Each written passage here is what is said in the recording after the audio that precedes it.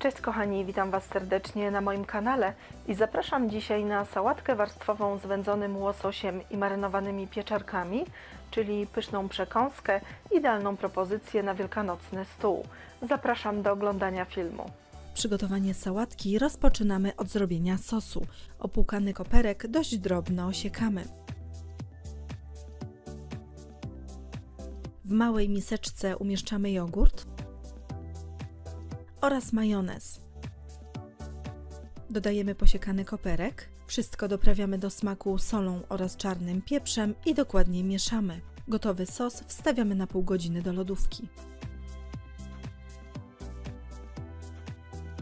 Białka oddzielamy od żółtek i ścieramy na tarce o dużych oczkach na płaski talerz.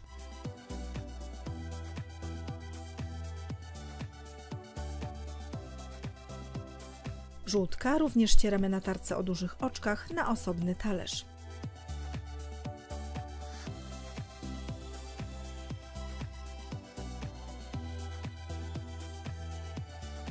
Białą część pora dość drobno osiekamy.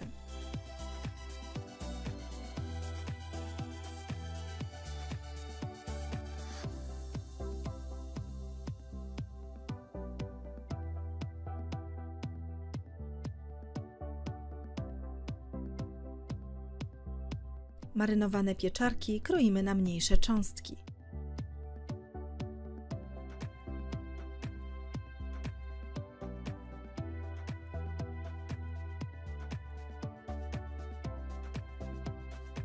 Wędzonego łososia kroimy w niewielkie kawałki.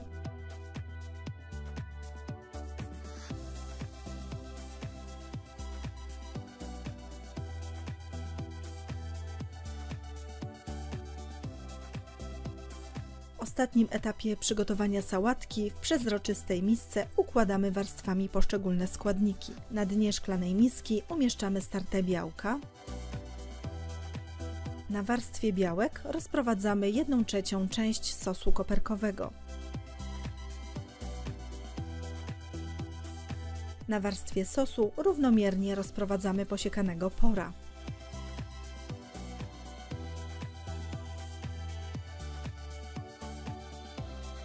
Następną warstwę sałatki stanowią pokrojone pieczarki,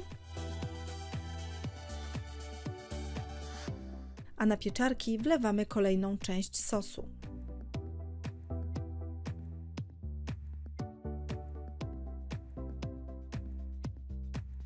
Na warstwie sosu układamy kawałki łososia.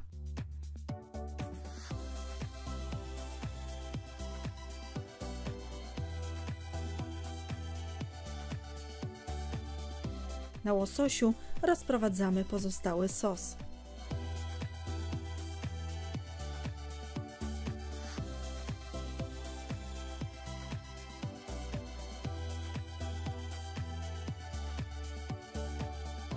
Wierzch sałatki posypujemy startymi na tarce żółtkami. Tak przygotowaną sałatkę wstawiamy do lodówki na pół godziny, aby wszystkie smaki się przegryzły. Po więcej pysznych przepisów zapraszam na mój kanał Smakowite Dania oraz na stronę smakowitedania.com.